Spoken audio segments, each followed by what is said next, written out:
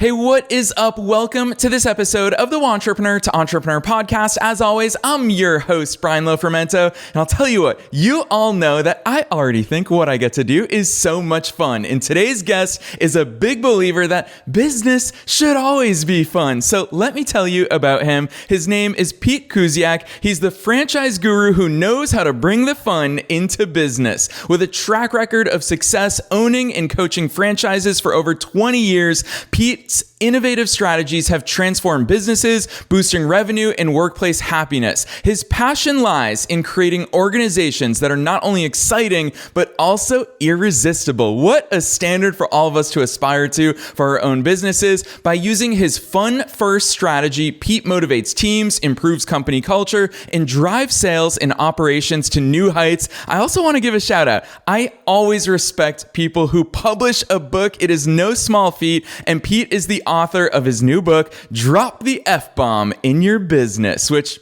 we already know. F-bomb's not going to be that F-bomb. I'm willing to bet it's going to be fun, but we're going to hear all about that here today. So let's dive straight into my interview with Pete Kusiak.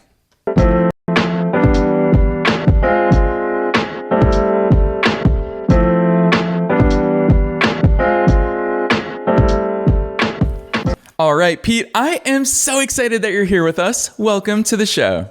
Thanks so much for having me. I'm equally as excited. Heck yeah, I expect you to be. If you're the guy who brings fun into business, you've got a high standard to live up to here today. So first things first, take us beyond the bio. Who the heck is Pete? Pete, how'd you start having so much fun doing business? You know, it all started, like you said in my bio, about 20 plus years ago when I got out of college and landed a job at a children's fitness franchise. So I was just a manager at a business called The Little Gym, and it was all about fun and growing skills with kids, and really I had an amazing work experience, right? So to the degree that I was invited to work for that corporate headquarters, coaching, training, mentoring other franchisees on the business model. So eventually, I tease everybody, when you're around entrepreneurs and successful people and you're giving them advice and seeing them flourish, it's common to get the itch. So my wife and I decided we were going to open our own businesses back in the late 2000s. And we opened three of them, three little gyms in a 5-year time span. And the rest is kind of history. We built a great little operation here in Charlotte, North Carolina, to the degree where I could step back away from the day-to-day operations. I had gotten opportunities to consult and coach with other franchise brands, bringing some fun and operational experience to their franchises. And yeah, the rest has been a joy, because one day I was just reflecting about my own businesses, right? And was thinking about the businesses that I was coaching and consulting over the years, and why were businesses so successful? Why were they not successful, right? And I knew that the ones that were having the most fun, the one that had a lot of joy, passion, amazing culture, great people, those were the businesses that were winning. They were being super successful, right? Including the ones that I was associated with. And I said to myself, if I could create a tangible strategy that infuses fun and work, it'd be a home run, right? That this thing called business doesn't have to be such a grind. It doesn't have to be difficult. It can actually be filled with amazing experiences, so much fun, and create opportunities for your people and yourself to have really truthful workplace happiness. So that's why I wrote the book, Drop the F-Bomb in Your Business, with the fun first strategy. And it's all about bringing fun inside of your business to create that workplace happiness. Yeah, I love that overview for so many reasons, Pete. But first and foremost, we're obviously talking to so many entrepreneurs in over 150 countries right now. And I already know some of them must probably be thinking, Pete and Brian, this stuff is not always fun. Talk to us about those moments where it isn't always fun, because of course business has those peaks and valleys. I want to hear your perspective on that, because you've ridden the waves through multiple businesses of your own, through working inside of multiple different franchises. Talk to us about those peaks and valleys that we inevitably face. Yeah. Thanks for for bringing up the pain points. No, it's all good. Actually, it's neat because when we first started our businesses, my wife and I, it was the recession here in the US, right? The Great Recession.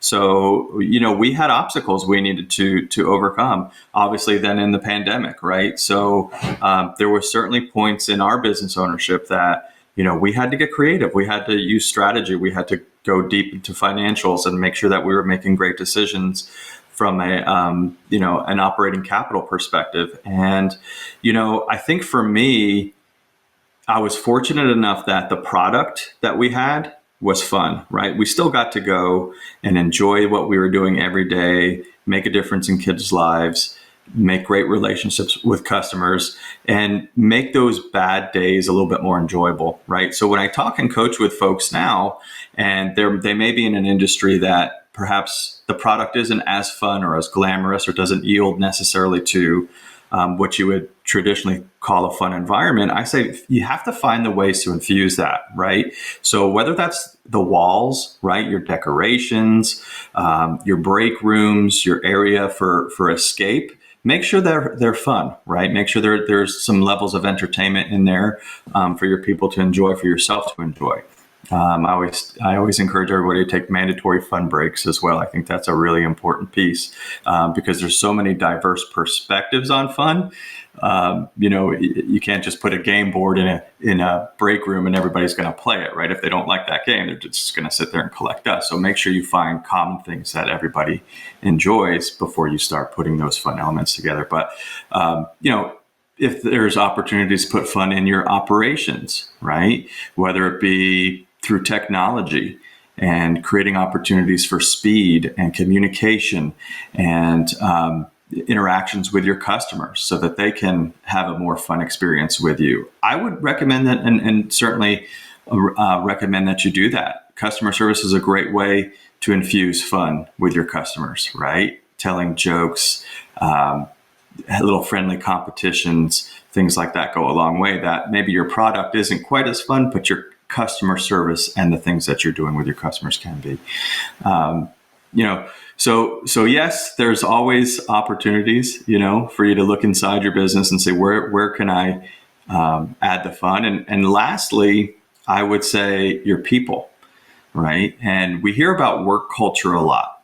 And I feel that if you are building a culture surrounded around fun, where you have common interests, commonalities, you're bringing people in that understand your tidbits of quirkiness, it's going to work really well because you're going to find opportunities to enjoy those interactions with each other, right? Even when times get tough, even when you have to analyze your business numbers, even when you have to hit KPIs, even when you have to, do some of those harder decisions, you're still having those social interactions with a team of people that you care about, but also share common interests in the things that you all like to do for fun. So it could be, lots of laughter, lots of silliness. I employ a strategy called the principle of play, PLAY, and that's to prioritize laughter and youth or youthfulness, right? So remember the things that make you laugh. Remember the things that make you feel young, maybe the things you did as a kid. Infuse those into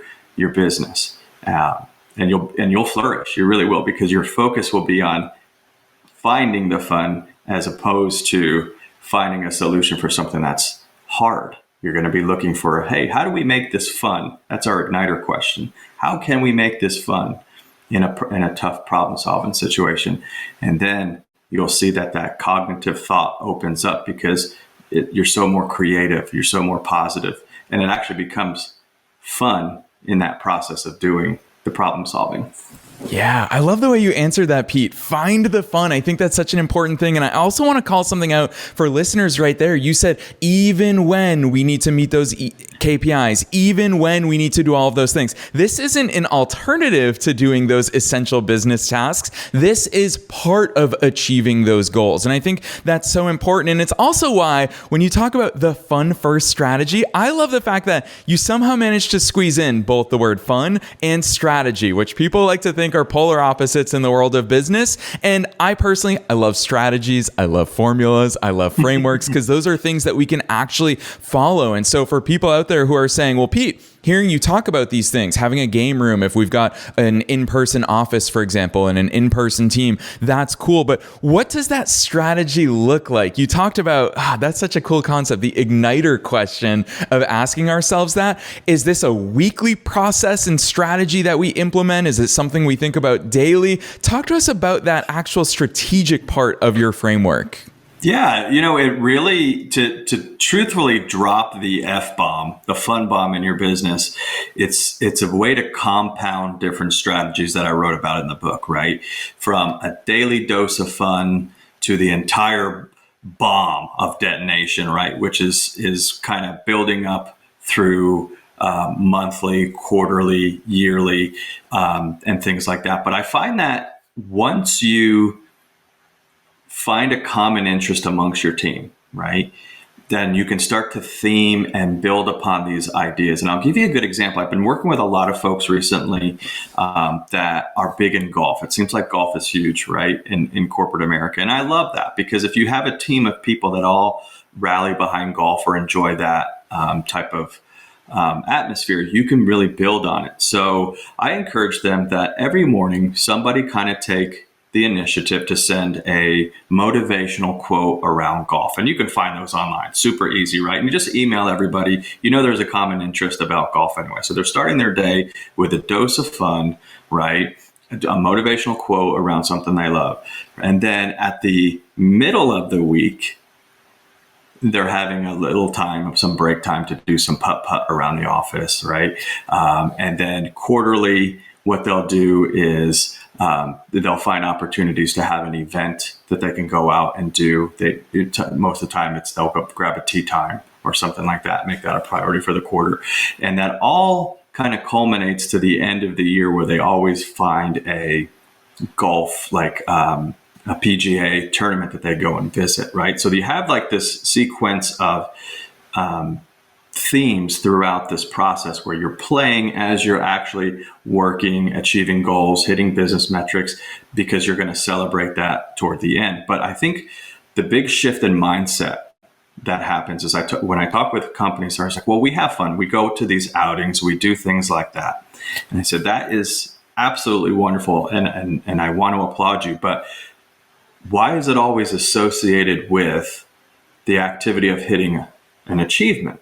Right? So that kind of artificial dichotomy that says, if you work hard, then you can play, right? Or if you hit this goal, then we can go have some fun.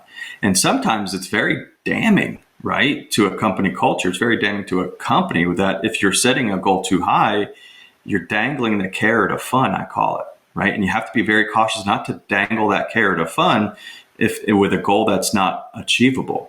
Because then there's no fun along the way and people end up burning out, right? So if you find that common interest and you can infuse that into things throughout your week, right? Throughout a month, throughout a quarter, and then something big toward the end, I feel like that really motivates people throughout the process, right? So, and you can read about that a little bit deeper in the book, and I give tons more of examples of how you can, take that strategy from a timing perspective. And infuse that into your day. It doesn't have to be so large. You can start small with just like, hey, we're at minimum going to start with a quarterly fun initiative, right? And I've got my playbook built into the actual book on 60, 70 different ideas on how to inject fun into the business.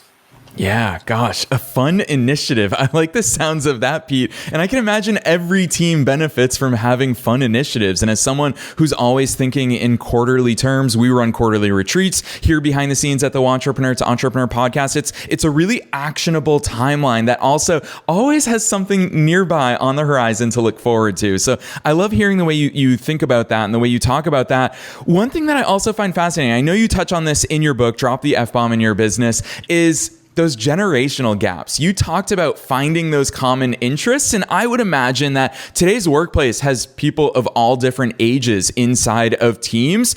Talk to us about those generational gaps, because I know some of what my sister, for example, is just 6 years younger than me. Sometimes I feel like that is a wildly different generation even than my age group. So, and that's not even looking on the other side of the spectrum of people who are even further along in their careers. How do you attack that? Because fun probably is a bit different across that spectrum.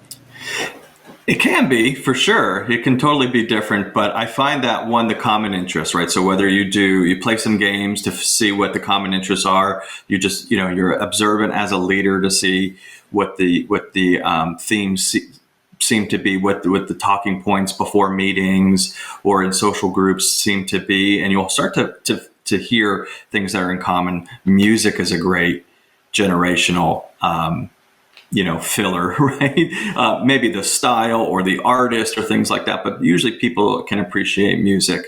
I found, though, that fun really is universal. It's just the way you go about doing it, and the games and activities that you choose are going to be what may vary, right? So I think about this. Right. I like card games. I actually enjoy, from time to time, I'll go to the casino and things like that. But I bet if I asked you if you know how to play blackjack, you would say, yeah, I could play blackjack. Well, you know who taught me how to play blackjack? My 80-something-year-old grandmother. Right? And it's something that we bonded and connected over. We would play blackjack, right, as kids, or she even taught me how to play solitaire before the computer, right? We were doing it manually with the card deck and things like that. So again, could you imagine that you found that interest amongst your team? Right, you were able to send out a survey, or you played a game. If you use any of the icebreakers in my book, you can play a game at a team meeting and find common interest, right? And then you can build upon that. Cooking is another amazing opportunity to unite a team. Cooking has come up quite a bit lately, or food, right? And I have a lot of teams that have told me, we like to celebrate by going out to eat and different things and trying different foods. That's wonderful. It's a great area, and it's a great unifier amongst your team. Cultural differences, right? Especially if you have a diverse culture in your working environment, and being experienced to different types of foods have been really wonderful and fun for people to show pride in.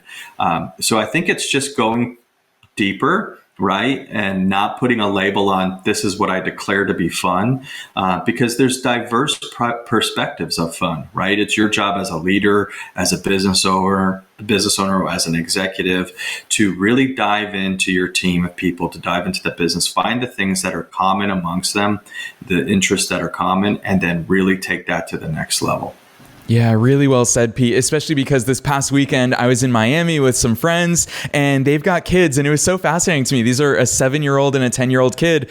And I love your example, because guess what they were playing? They whipped out some cards and they were playing blackjack. And I was like, all right, well, different stakes than what we as adults like to play when it comes to blackjack, but it's the same. So I love seeing that perspective. And you're right, some of those things are timeless, but then blending in the diversity in your culture, that's such a powerful thing, because we all like to try new things. We all like to be exposed to totally different things. As someone, speaking of Miami, who cannot get enough of Venezuelan food, it's those explorations that keep life fun and engaging. So I love hearing your perspectives on that. I've got to ask you, because for me personally, so many of my teams are remote. We're spread out all across the world. And I would imagine that you've given so much thought to this, even though you come from the franchise world, talking about little gyms for kids, for example. But today's day and age, Slack is such a core part. Slack has become the water cooler, so to speak. Talk to us about how this stuff plays into a worldwide remote team. Yeah, so first and foremost, you need to use those communication platforms. Slack is a great example, but there's so many other ones.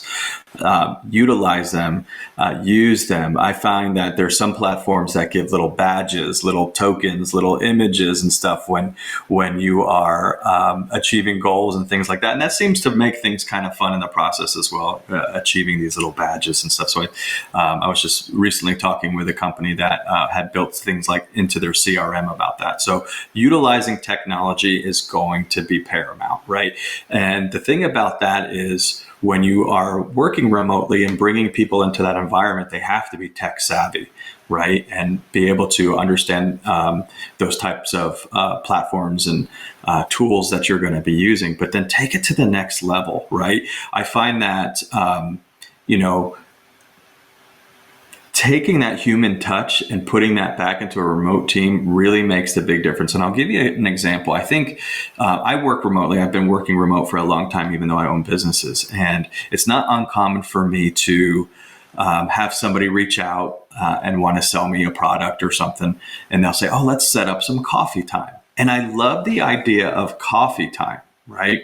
Because I'm a big coffee drinker. And I show up to the meetings, right? These virtual meetings, and I have my cup of coffee. But my person across the screen from me doesn't have their coffee. And I'm always teasing, where's your coffee? I thought that we were having coffee time. So I came up with this idea. I was like, if we injected that and truthfully had a no strings attached, this is kind of like a mandatory fun break with a remote team. And let's say we have a common interest of coffee. I would want to make that as spread as possible, right? Like, hey, we have mandatory coffee time where we just take 10 minutes, enjoy a cup of coffee with a different coworker each week, right?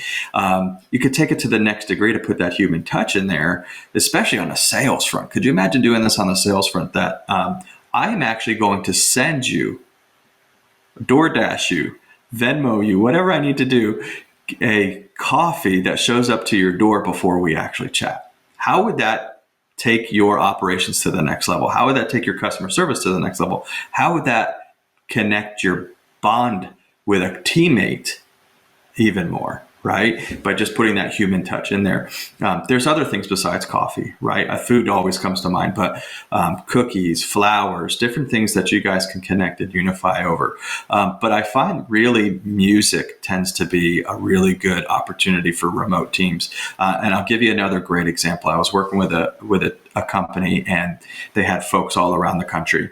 But through a meeting, they found that they all liked the same band, right? And the reason they found that out is because each week somebody would play DJ before the meeting started, and they'd have a couple songs, right, that they'd be playing in the background, and everybody kind of got to express themselves through music and music they like. Well, they all said, "Oh man, we all love that band." So the company ended up paying for everybody to go to a concert of this band, right, when that band was traveling to their cities.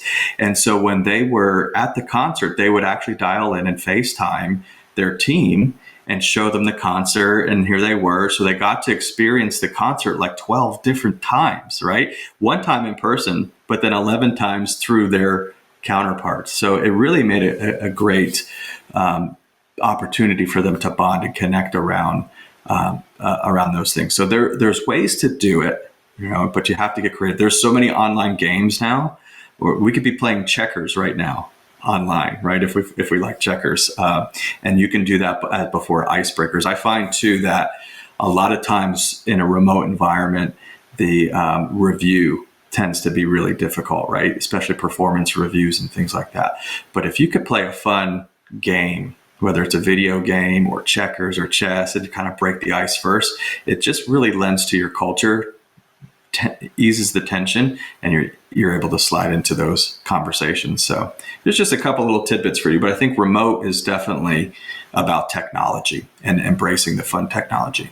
Yeah, Pete, hitting us with so many real life examples here today. That's what listeners absolutely love, is when you come armed with those real life case studies and examples. And I love that blending. Here it is. I asked you a question about remote work, and you talked about bringing it into the real world. And it's a term that I was introduced to last year of that. I think it was phygital, mixing physical with digital and bringing those experiences to real life. The coffee idea, I think, is absolutely brilliant. I'm going to steal that from you, Pete. Yeah, I absolutely do. Yeah, I think it's such a good idea. And that's why I love how so much of your book is those real life examples. So we're for sure going to talk about that. Listeners, in just a bit, I know that time is flying by here with Pete, but Pete, I want to squeeze out a little bit more of your brilliance here on the air, because one thing that I always feel is an unfair advantage to people in your position as an external consultant. You walk into businesses and help them find the fun in all of these things. It's something that you specialize in, is that you see behind the scenes of so many different businesses. So with that hat on, I'm super curious to see where your eyes and your head go. When you walk into a business, what is it that you're looking for? How do you even begin to spot those opportunities to inject fun? Yeah, so it's an awesome question. And I think, it's a honed skill over the years. And I think everybody kind of experiences it as a consumer, right? And I think if you were to step into a business in the first week of operation, right, or their 20th year of operation, you basically get a sense if this business is on the up and up or the down and down, right, by things like lines, right? Is there a line to get into this organization, right? If it's your favorite restaurant, coffee shop, whatever, right? The social proof concepts, the environment. What does the environment look like, feel like? The customer service. What are those interactions like, right?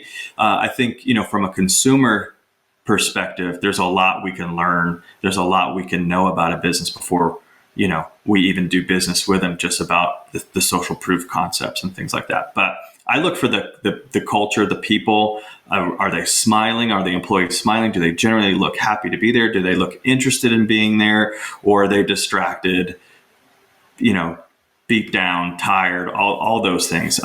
The same goes in more of a corporate environment as well, right? Where maybe you're not as customer facing. You don't have customers coming into the showroom or a restaurant, things like that. But the same kind of theories apply, right? Are the phones ringing, right? Is there engagement? Is there opportunities for people to speak, right? Or is everybody just kind of centered in, zoned into computers, locked in, not kind of living in their own space, right? Because the thing about it is, if you are isolated in an area, whether it's a desk, a cubicle, or things like that, what's the purpose of being in person then, right? You want to create opportunities for people to interact and engage, especially if there's somebody coming in to experience that with you. So I think it's really important, for me when I go in, that do I see core values somewhere? Do I see people living those values, right? Do I see smiles? Do I see healthiness? Do I hear phones ringing?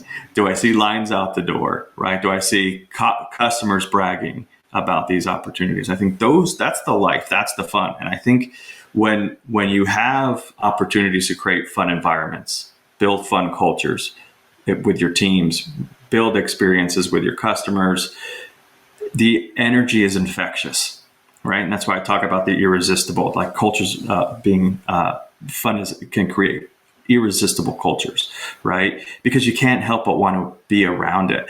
And one of the things that's really important to know too is that we talked about diverse perspectives of fun, but you never want to be too quick to judge either, right? Because sometimes people kind of just like to join in on the fun by watching. And I wrote about this in the book that, there's people that participate in the parade and there's people that go to the parade to watch because it's fun. And both are okay, right? So you don't want to rain on somebody's fun parade, right? If they're enjoying just watching and observing, that's okay. I'll give you a good example, right? I'm not a dancer. But if my wife takes me to the club or takes me to an opportunity to dance, she can go dance and have a great time. But on the outside looking in, I may not look like I'm enjoying myself, right? Because I'm not participating. Well, that doesn't mean I'm not having fun. I'm actually having an amazing time. I enjoy being in the music and seeing people move and things like that. So you don't want to be too quick to judge. But I think from my perspective, it is about the energy, the infectious environment that you're creating, whether it's in a face-to-face opportunity with customers or a corporate environment.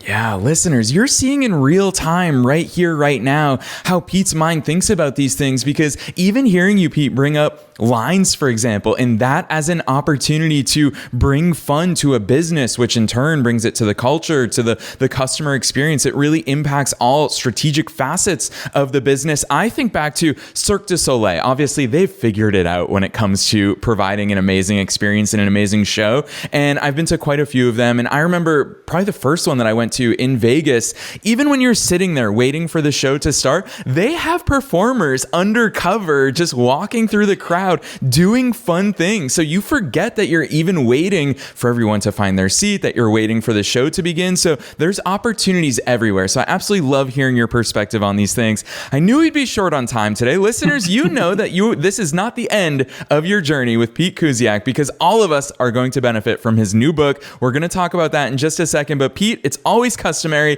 here on the show for me to ask our guests with your entrepreneurial hat on. There's so many things that we all need to focus on in growing our businesses.